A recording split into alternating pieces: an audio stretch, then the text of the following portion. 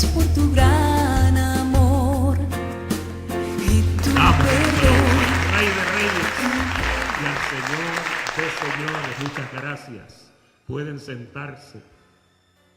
Y muy bienvenidos en esta noche a todos los hermanos que están en este lugar. También gracias a los hermanos que se están conectando por Facebook con nosotros.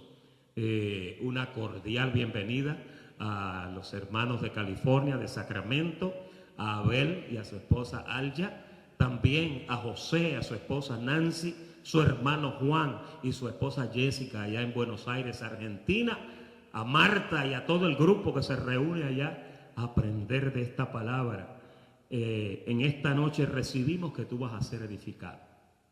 Y el tema de esta noche es conociendo las 7 iglesias. Conociendo las 7 iglesias. Posiblemente usted ha leído el Apocalipsis o ha escuchado a la gente hablar de esto un montón de veces. Y sabes una cosa, quizás no te han dicho lo que te vamos a decir esta noche, pero quiero decirte que estas 7 iglesias vamos a entrar en esta área y estas iglesias que están identificadas en el escrito de Juan desde la isla de Patmos. Ustedes saben que el apóstol Juan fue desterrado a una isla, fue sacado de la tierra principal, la tierra firme, y fue mandado a una isla desierta. En la antigüedad del siglo I y mucho antes se acostumbraba a hacer eso con personas que eran consideradas personas non grata. Y Juan fue uno de los que sufrió ese castigo. Ya él estaba bastante anciano. Sus escritos datan después de los años 90, los escritos del apóstol Juan. Los que vieron el artículo que presentamos en Facebook hace unos días, hablamos acerca de su vida un poco. Juan fue el discípulo amado, el único en la Biblia que podía atestiguar que oyó los latidos del corazón de Jesús. La Biblia dice que se recostaba en su pecho y lo escuchaba. Si usted quiere saber dónde está eso está en Juan 12, 23 al 25, para que se lo lleve. Pero de todos modos, en su destierro allí en Patmos, siendo un hombre enseñado y lleno del amor de Jesucristo, ahora Dios le comunica un mensaje dirigido al ángel específico de cada una de estas 7 iglesias. Y en aquel entonces eran 7 congregaciones ya establecidas y mencionadas tanto en sus cartas, en las cartas de Juan, como también en las cartas de los apóstoles Pedro y Pablo. Y vamos a ir, a medida que desarrollamos esta miniserie, usted va a ver cómo muchas de estas iglesias fueron fundadas por el apostolado pedrino. Inicialmente el apóstol Pedro, con su grupo de discípulos y de colaboradores, ellos fueron los que Dios dejó encargados de predicar el evangelio. Todas estas iglesias se levantaron. En estas iglesias había gente de la circuncisión y había gente de la incircuncisión, pero mayormente había judíos.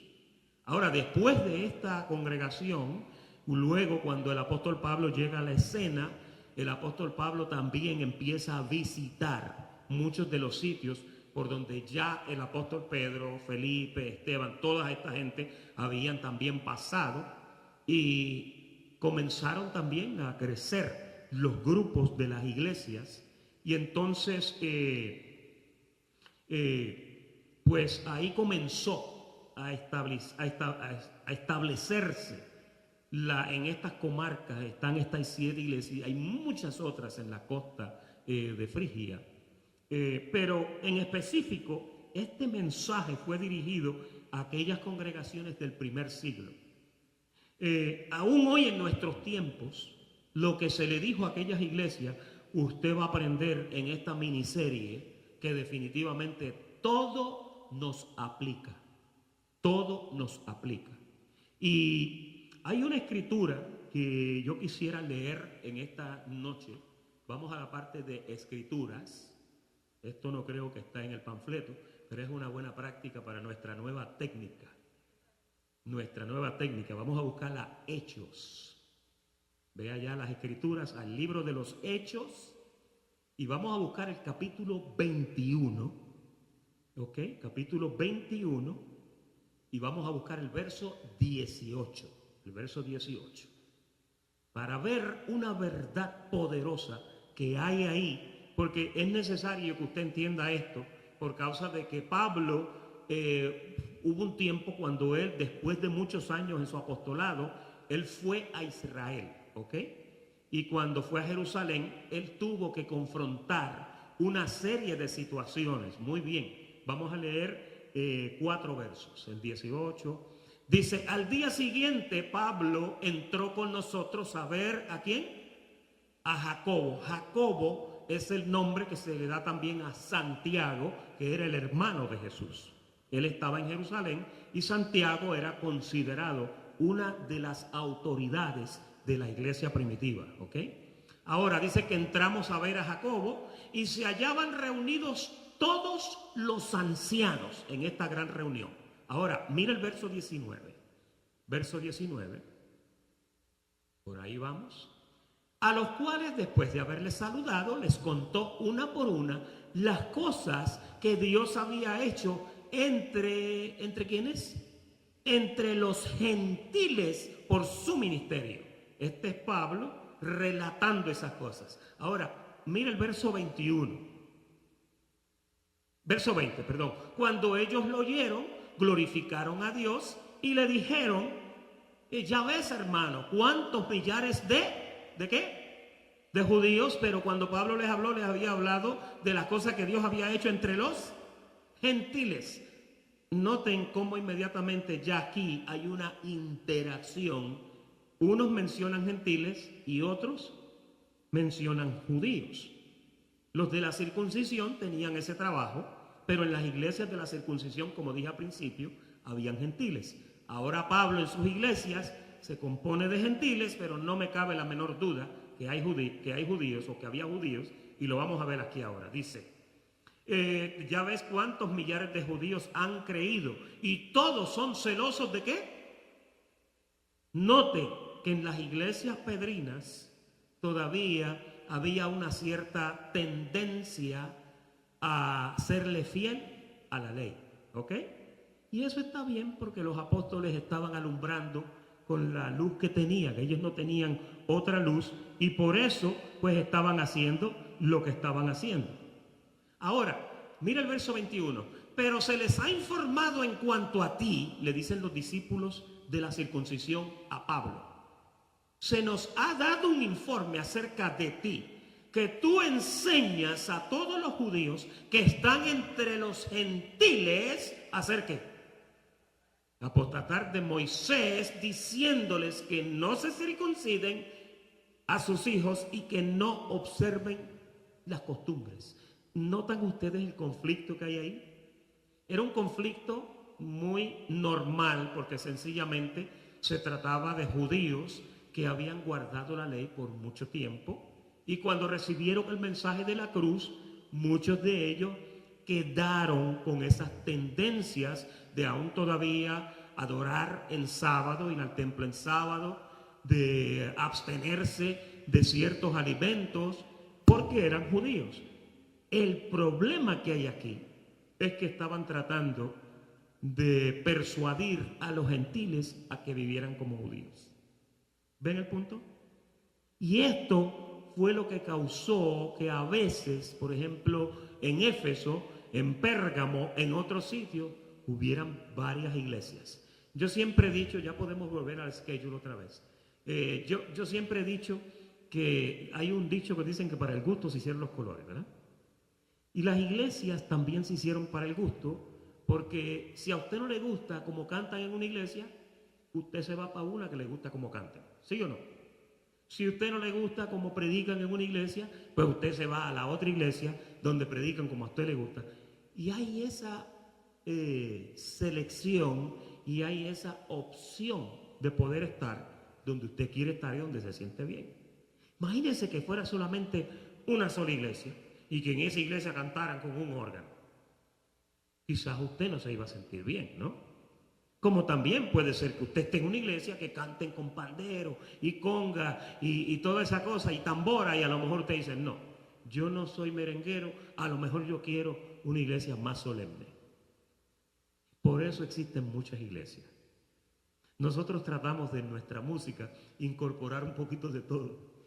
Aquí hay hasta reggaetón, imagínense. Pero de todos modos, las 7 iglesias fueron 7 congregaciones actuales, en gran parte fundadas, como dijimos, por los apóstoles de la circuncisión. Obviamente, luego de la llegada del apóstol Pablo, se levantaron iglesias que probablemente la feligresía tenía de las 2 personas. Y en ese pequeño preámbulo los quiero dejar pensando, para que ahora, cuando entremos a dar una pequeña, vamos a dar como un briefing de cada iglesia, vamos a hablar un resumen cortito, para ver cómo eran esas iglesias, qué era lo que había. La primera es la iglesia de Éfeso. Diga, Éfeso. Éfeso hoy se encuentra en una región que se llama Turquía y en el lenguaje de ellos se llama Kushadashi. Y Éfeso era una ciudad costera. En esa ciudad había una afluencia poderosísima, mercantil, comerciante. Ahí en Éfeso, obviamente, durante los siglos antes de Cristo y durante los primeros siglos, abundó lo que es la mitología griega. Y ahí, por ahí estaban todos los templos que los griegos tenían y pues los griegos eran muy famosísimos por la mitología griega. Allá se hablaba de Zeus, se hablaba de Mercurio, se hablaba de Venus y de todos esos dioses, de Diana, la diosa de los efesios, etc. Pero Éfeso era una de las ciudades más importantes del mundo antiguo. Por su posición geográfica y actividad industrial, estaba situada al occidente de Asia Menor, lo que es hoy Turquía, como dije, y entre Mileto y Esmirna, más o menos por esa área estaba, en el valle del río Caistro, a unos 5 kilómetros del mar Egeo y entre las montañas de Coresos. Si usted busca un mapa bíblico, sabe que sus Biblias a veces tienen un montón de mapas a la parte de atrás. Usted empieza a mirar en esos mapas y ahí usted va a comenzar a ver todos estos nombres raros que se mencionan, que muchos de ellos no aparecen en los mapas de hoy, pero sí aparecen en los mapas de la antigüedad. Tenía una extensión de unos 6 kilómetros de diámetro y era un centro importante en la historia de la iglesia primitiva. Ese es Éfeso. Antes a Éfeso se le conocía como Jonia. Su acceso al mar la convirtió en el principal puerto de Asia Menor durante el Imperio Romano y compartió con las ciudades de Alejandría y Antioquía la supremacía comercial e industrial en el Mediterráneo oriental. Durante el reinado del emperador Adriano, a Éfeso se le nombró capital de la provincia romana de Asia Menor. Mire qué importante era esta ciudad. Por eso cuando usted lee la carta paulina de Éfeso, usted encuentra una abundancia en el mensaje del apóstol Pablo. En Éfeso fue donde se dijo que nos conoció desde antes, las obras preparadas de antemano, que Dios nos veía ya desde la predestinación, desde el principio. Todos esos misterios, inteligente, gente pensante y gente idólatra. ¿Ok? Y por eso cuando Pablo fue a Éfeso, él se las arregló para presentar a Jesucristo. Pero allí fue bien difícil, no fue como en Filipos ni otro sitio. Ahora, la historia dice que allí se radicó el apóstol Juan después de su regreso de la isla de Patmos. Mire qué interesante. Después del destierro, a Juan, cuando llegó otra vez a tierra firme, como decimos, se fue y se estableció en Éfeso. La tradición o los escritos postapostólicos afirman que Juan se trasladó a Éfeso a finales del siglo I para supervisar y ayudar a las iglesias de Asia Menor. El apóstol Juan falleció y fue enterrado en Éfeso, se cree. ¿ok? Qué interesante esa ciudad, ¿verdad? Si alguna vez usted se da un viaje por Europa, yo les recomiendo que vaya a Turquía y agarre un bus y se va en un tour para la ciudad de Éfeso. Es impresionante. Usted va a ver todas las ruinas y va a ver todas las cosas. Nosotros lo hicimos, por poco nos deja el barco. El barco estaba ya haciendo para salir casi, y mi esposa me decía, ¿por qué será que el barco está sonando? Y era que nos estaban buscando. Salimos corriendo, yo creo que nunca hemos corrido un maratón como el que corrimos, y gracias a Dios llegamos al barco. Pero la experiencia en Éfeso fue una inolvidable. Ahora, quiero hablarte un poquito de la iglesia de Esmirna, que estaba por ahí cerquita. La iglesia de Esmirna era una ciudad grande en la costa occidental de Asia Menor. Estaba al norte de Éfeso, un poquito más arriba. Y hoy día es la moderna ciudad turca de Izmir, que significa mirra o ungüento. Esta resina se usaba para embalsamar cuerpos y era aromática. Esmirna significa, oye, amargura. Pero en Esmirna se preparaban especias aromáticas y aunque significaba amargura, de ahí inventaron una dulzura en lo que es embalsamar muertos. Fue destruida cerca del año 600 antes de Cristo. Quedó casi desierta hasta el año 280, casi 400 años. Y su alianza con Roma era conocida por siglos. Esmirna se convirtió en la sede del culto al emperador, un gran templo dedicado al emperador Tiberio. Hacía alarde de su alianza con el imperio. Durante el siglo I después de Cristo, obviamente, esta ciudad fue una de las más importantes de Asia y rodeaba un muy buen protegido puerto sobre la costa Egea en la desembocadura del río Hermo. Bella y famosa, ostentaba un semicírculo de edificios públicos llamado la Corona de Esmirna. Era una ciudad próspera en contraste con la pobreza material de la iglesia que estaba allí. Oiga bien, voy a repetiros otra vez. Y esto es importante porque cuando leamos lo que se dice de Esmirna, usted va a entender muchas cosas con esto. Era una ciudad próspera en contraste con la pobreza material de la iglesia allí. Esta ciudad contaba con una colonia grande y hostil de judíos. Oiga esto. Cuya hostilidad contra los cristianos les ganó el apodo ¿de qué?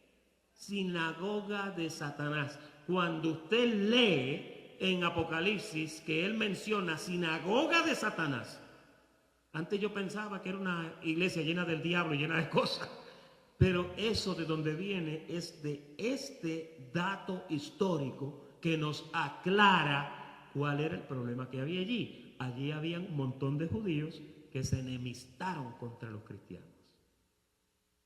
¿Ven el punto ahora?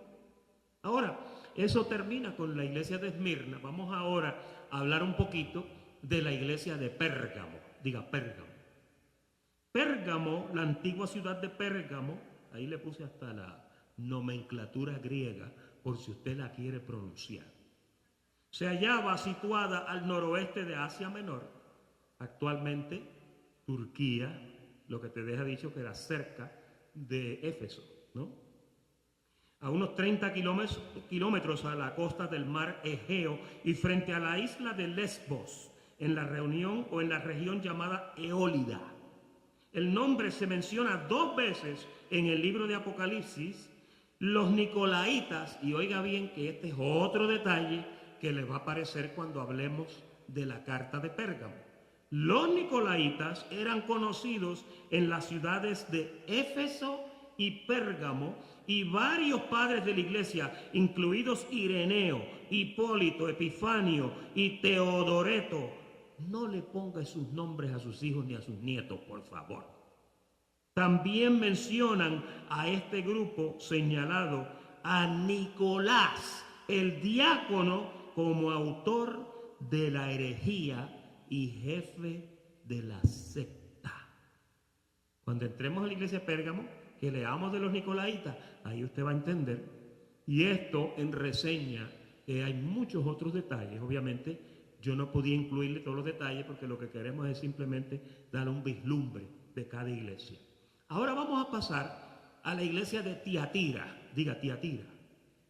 Tiatira significa sacrificio continuo.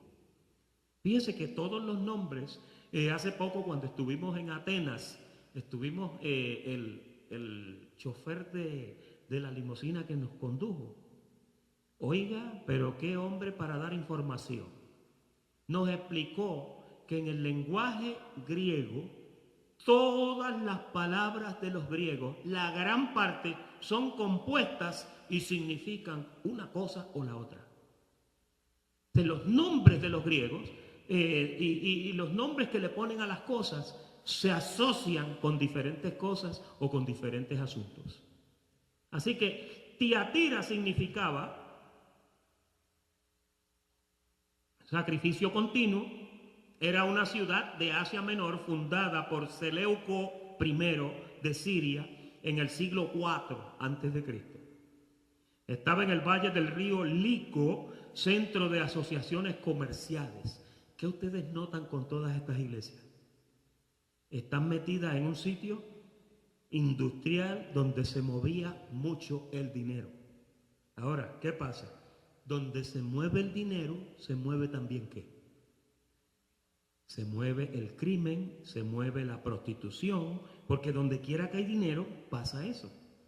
Por eso es que Corinto era una ciudad tan complicada, porque era un puerto allá en el Peloponeso, donde la afluencia comercial e industrial promovía esos otros estilos en la sociedad, ¿no? Ahora estaba en el valle del río Lico y era el centro de asociaciones comerciales. Tenía numerosos gremios de mercaderes, cada uno con su propia deidad o Dios. Les estaba diciendo ahorita que en la mayor parte de Grecia hay mucho politeísmo, ¿no? Muchos dioses. Era habitada por macedonios y se destacaba en la confección de ropa, oiga bien, tintorería, la tinta púrpura real, alfarería y fundición de bronce, una guarnición fronteriza antes de pasar al Imperio Romano en el año 133 a.C. Aún después de esto, conservó su importancia en la industria y en la red de carreteras. Red de carreteras. Usted sabe que para el siglo I ya se conocía, mire, redes de carreteras, se conocían sistemas de acueductos. Los romanos tenían, y los griegos tenían sistemas de acueductos, tenían servicios sanitarios sofisticados. Quizás no había un toilet, quizás Helger o American Standard, pero sí habían unos métodos un poquito sanitarios, un poquito más modernos que los de otros sitios remotos. ¿Ok? Cuando estuvimos en Éfeso pudimos apreciar eso. Aún después de esto conservó su importancia en la industria y en la red de carreteras. Esta ciudad auspiciaba frecuentemente festividades paganas y orgías. Cuando estemos estudiando la iglesia de Tiatira, cuando estemos leyendo y lo que Dios le dice, piense en estas cositas porque eso va a ayudar mucho a entender a qué se refiere. En la actualidad se le conoce como Aquisar a Tiatira. Ahora vamos a pasar ligerito a la iglesia de Sardis. Sardis era una ciudad muy antigua del Asia Menor también. Estaba ubicada a unos 50 kilómetros o más o menos 30 millas al sudoeste de Tiatira, al pie del monte Timol, la ribera del río Lico. Fue la antigua capital del reino de Lidia, que alcanzó gran riqueza en el siglo VI a.C., bajo el reinado de su último rey, Creso, se llamaba Creso. Lidia era un reino rico y muy fuerte, cuya industria principal era la confección y tintura de vestidos de lana, y trabajaban en la metalurgia como la producción de monedas. ¿Usted ha notado que en la mayoría de las comunidades griegas hay unos colores vibrantes en la ropa. Y era porque ese proceso de la tintorería se descubrió, pero muchos años atrás. Y oiga, habían unos vestidos que eran impresionantes, los detalles que tenían los vestidos, muy bonitos.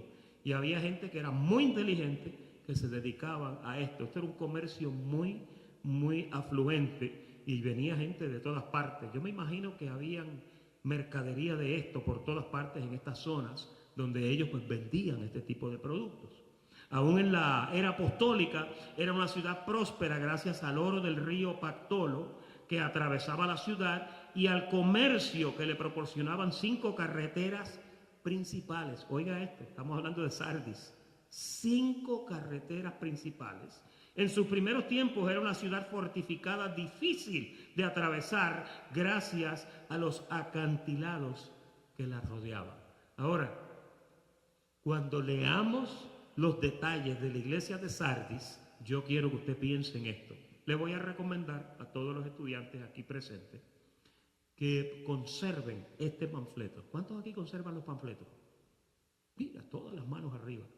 Conserven este panfleto porque este en específico le va a ayudar a buscar referencias cuando entremos en las próximas clases de esta miniserie. ¿Ok? Ahora, vamos a ver a Filadelfia, y este no es Pensilvania. Filadelfia. Ahí está la palabra fila, de ahí viene la palabra filo, que ya ustedes saben que es uno de los 3 tipos de amores, ¿no? El amor filo, filios. Ahora, era una ciudad de Asia Menor, se dice que fue fundada en el siglo II antes de Cristo por Eumenes, el rey de Pérgamo, que le puso el nombre de Filadelfia, amor fraternal, es lo que significa Filadelfia. Sobrenombre que tenía su hermano Atalo, pero fue el rey Atalo II, Filadelfo, quien la fundó. Estaba situada en un extremo del ancho valle del río Cogamis, tributario del río Hermo, que era más grande, el que mencionamos anteriormente, que desemboca en el mar cerca de Esmirna y en el umbral de una meseta muy fértil, fuente de mucha prosperidad. Los emperadores romanos querían que los filadelfos, si usted no sabía cómo se llamaba una persona de Filadelfia, ahora usted sabe que son los filadelfos. Así que cuando usted vaya a Pensilvania y usted se encuentre ya con su primo, dígale, Filadelfo, ¿y qué? ¿Cómo tú estás? Filadelfos.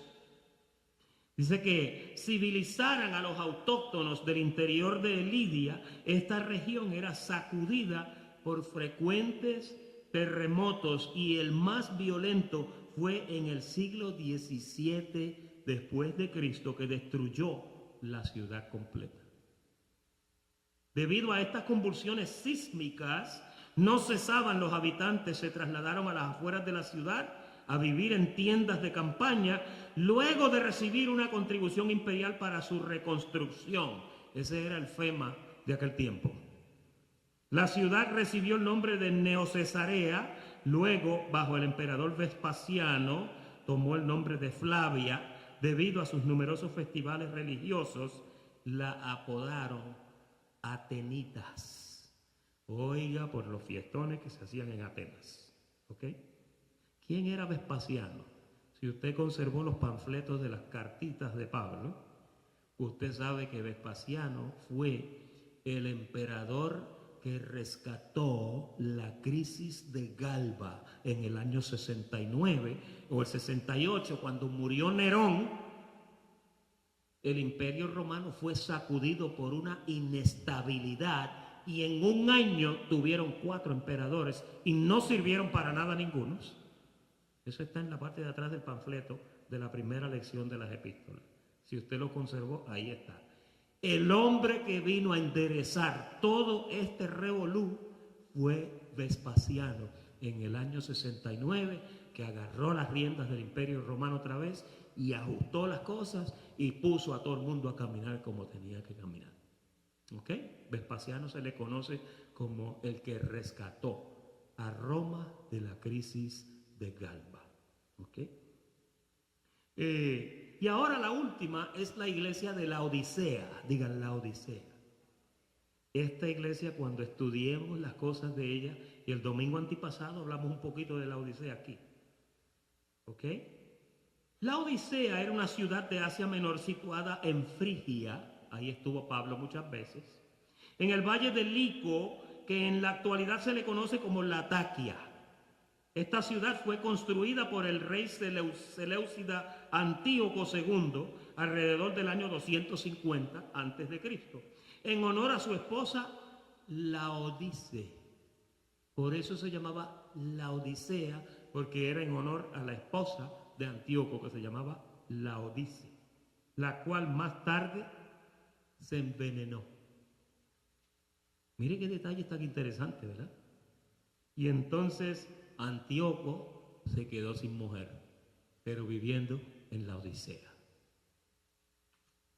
Era una ciudad arrogante, oiga bien, que ahora aquí usted va a entender por qué en la Odisea hablaban como hablaban. Dice que era una ciudad arrogante por su riqueza comercial. Usted sabe que hoy día hay países que son así, que tienen tanta afluencia económica que se jactan.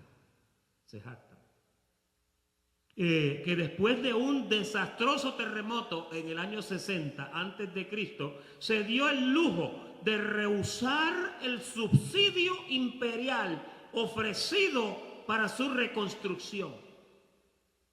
¿Qué decía la carta de Apocalipsis? Yo no necesito nada, yo tengo esto, yo estoy... ¿Sí o no? Ahí usted va a entender muchas cositas que usted no entendía. Su localización sobre una transitada carretera hizo de ella un centro bancario. Sus productos distintivos eran las ropas, alfombras de una brillosa lana negra. Oye, parece que había muchas ovejas negras. ¿Agarraste ese detalle? Si había lana negra era porque habían ovejas negras. ¿Tú sabes cómo tú consigues ovejas negras? Hay un método en los híbridos, ¿no? De las cruzaban y lograban, habían pastores de ovejas, no me malentiendan, que se dedicaban a manufacturar este tipo de asunto para crear ovejas de lana negra.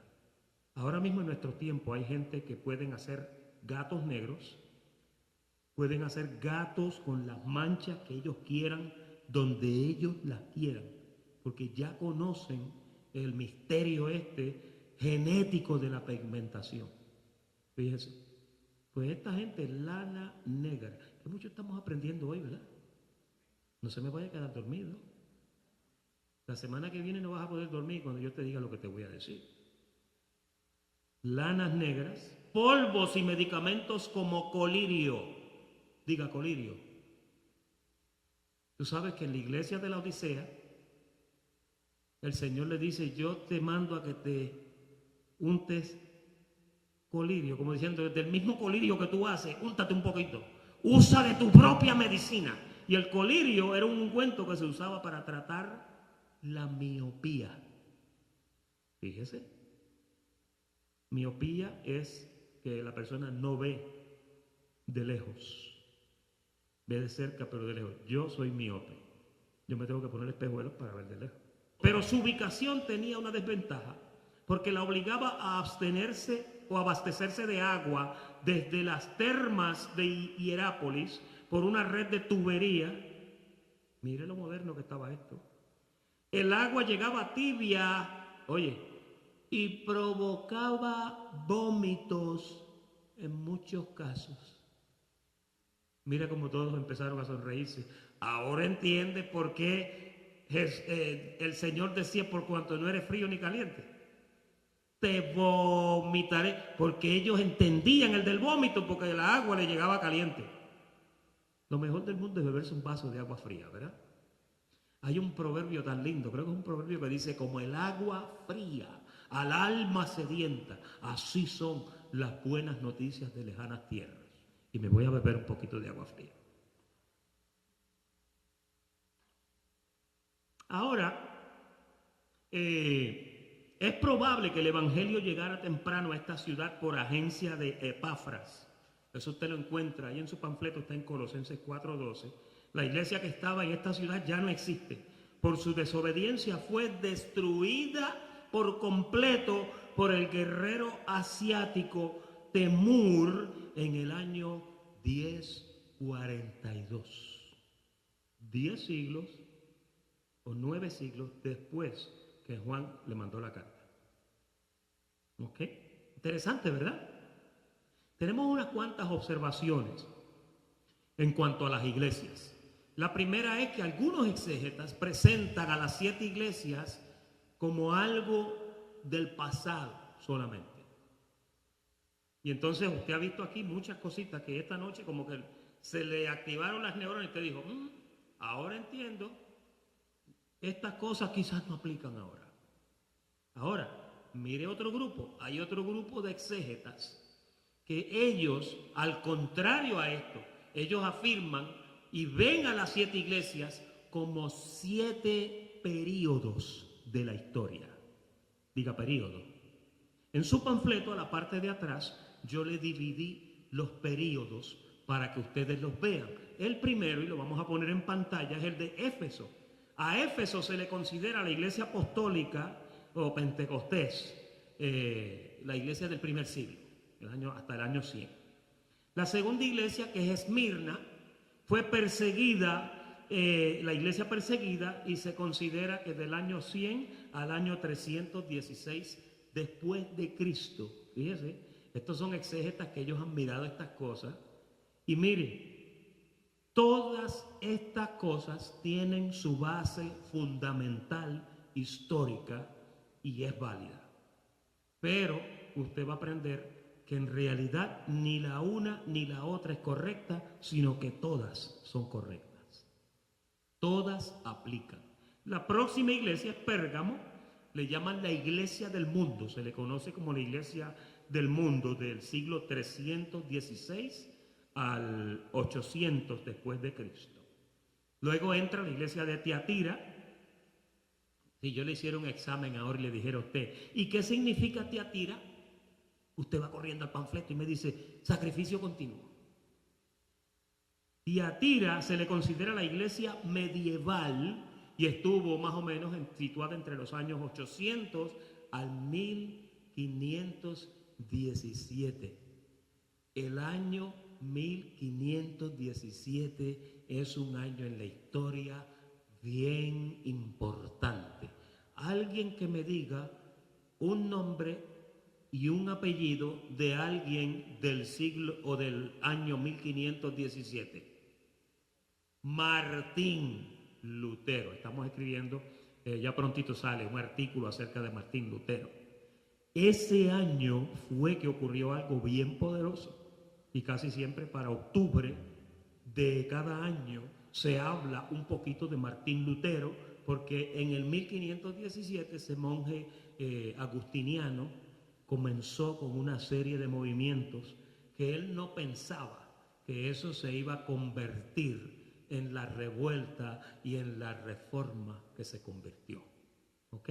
Pero anyway, Tiatira fue del 800 al 1517. Luego entra la iglesia de Sardis, y la iglesia de Sardis le llaman la iglesia estatal. Y se cree que figura entre los años 1517 al 1750. Luego entra Filadelfia, que Filadelfia significa ¿qué? Amor fraternal. Iglesia misionera actual, y se le cita entre los años 1750 al año 1900. Y finalmente la iglesia de la Odisea, que se le conoce como la iglesia apóstata. Los exégetas que enseñan que cada iglesia se identifica con un período, ellos creen que ahora mismo estamos en la era o en la época de la iglesia de la Odisea, porque es una iglesia apóstata. La iglesia de hoy día, hermanos, ha apostatado, está dormida, está entretenida, está dividida, está tibia, está diluida, no sé qué más decirle. Y a veces cuando miramos una declaración como esta, nos ponemos a pensar, ¿será verdad? ¿Será cierto? Estas cosas la identifican definitivamente a la iglesia de la Odisea. Ahora, en el otro punto, otros plantean que las 7 iglesias, y aquí es donde estoy yo, por si usted no lo sabía, mi humilde opinión es esta. Otros plantean que las 7 iglesias identifican todos los síntomas que aquejan aún a la iglesia de hoy y todas las iglesias pasadas. ¿Sabe por qué? Porque lo que pasó con las iglesias en el primer siglo pasa hoy. Las cosas que le pasaban a los hermanos allá pasa hoy. Mire, en el primer siglo la gente no se congregaba. Y la carta de los Hebreos, allí fue que se escribió, no dejando de congregarse como algunos tienen por costumbre. Y estamos hablando de 20 y pico de siglos atrás. Todavía hoy día los cristianos no se congregan y deberían de congregarse. Yo soy partidario de este modo de pensar, aunque pienso que todas las iglesias tuvieron su aplicación, como lo hemos hablado en esta noche. Usted nota que nosotros siempre no nos inclinamos hacia nada. Le damos todo el consejo. Y usted lo analiza y usted mismo, pues, ahí usted decide lo que usted quiere abrazar, ¿no? Resumen final. Y ya estamos terminando. Éfeso, la iglesia de Apocalipsis 2 del 1 al 7, la iglesia que había abandonado su primer amor. La próxima, Esmirna, Apocalipsis 2 del 8 al 11, la iglesia que sufrió persecución. Y la iglesia de hoy día sufre persecución también. Pérgamo, Apocalipsis 2, 12 al 17, la iglesia que necesitaba arrepentirse. Hay personas que no piensan que las iglesias necesitan arrepentirse y que los cristianos no necesitan arrepentirse. Déjeme decirle, millares de cristianos necesitan arrepentirse. No para perdón de pecado. No para que el Señor los lave con su sangre. No. Dios ya no hace eso. Ya Dios lo hizo una sola vez. Pero necesitan arrepentirse para convertirse en la iglesia que Dios quiere que sea. Porque los cristianos están dormidos. Mire, cae una gota de agua y la gente no llega a la iglesia. Cualquier situación, ay, no voy a la iglesia. Así está la gente. Pero cuando se le trepa el problema encima, entonces andan como locos buscando al Señor. Y cuando tú te le acercas a Dios porque necesitas algo, Él conoce los corazones. Él ve que vienes con esa hipocresía y dice, oh God, ahí viene otra vez. ¿Te has visto esa gente que a veces llega a su casa y usted dice, fulano, ¿qué será lo que busca? Ese o necesita dinero, o necesita esto, o necesita aquello. Esa gente que vienen a visitarlo aquí solamente cuando necesitan algo. ¿Cómo está? ¿Toda la familia bien? Oh, sí, sí, todo muy bien, muy bien. Oye, fíjate que tengo un problema. Y entonces ahí empieza el fajazo o el sablazo, como dicen en Puerto Rico. La iglesia de Tiatira, la iglesia que necesitaba, esta tenía una falsa profetisa. Y obviamente hay que entender que era porque estaba en la localidad que estaba. Y ahí pues se prestaba para eso, ¿no? La iglesia de Sardis era una iglesia que se había, ¿qué? Se había quedado dormida. Como si las otras no se hubieran quedado dormidas. Filadelfia, Apocalipsis 3 del 7 al 13, la iglesia que había esperado con paciencia. A mí me gusta la iglesia de Filadelfia. Cuando empecemos a estudiar y veamos las 7 iglesias, usted se va a encariñar mucho con la iglesia de la Filadelfia. Sí, le ha gustado. Y por eso se llama amor fraternal, fíjate. Había como algo que tenían ellos. La Odisea, Apocalipsis 3 del 14 al 22, la iglesia que estaba tibia e insípida a Dios. Qué malo es que el Señor tenga que decirle las cosas que le dijo a esta iglesia.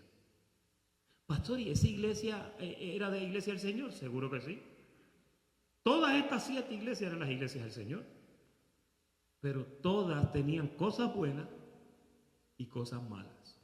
Y la semana que viene vamos a abrir el portón para empezar a mirar esas cosas. Gentilmente le quiero dar las gracias a todos ustedes por la atención prestada. Gracias a los hermanos de Facebook Live y gracias a la feligresía aquí presente. Muy buenas noches y muy bendecidos todos.